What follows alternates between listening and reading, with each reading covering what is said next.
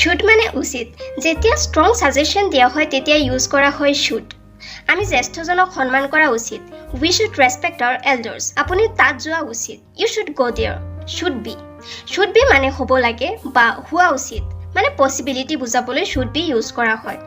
তাই ঘৰতে থাকিব লাগে বা তাই ঘৰতে থকা উচিত পসিবিলিটি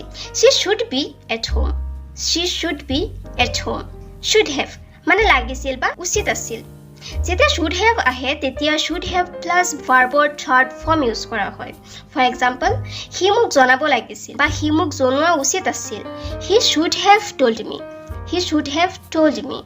shouldn't have উচিত নাছিল বা নালাগিছিল তুমি তাত যাব নালাগিছিল you shouldn't have gone there তুমি মোক সোধা উচিত নাছিল নে প্ৰশ্নবোধক shouldn't you have asked me should have been মানে হোৱা উচিত আছিল তুমি ডক্টৰ খোৱা উচিত আছিল you should have been at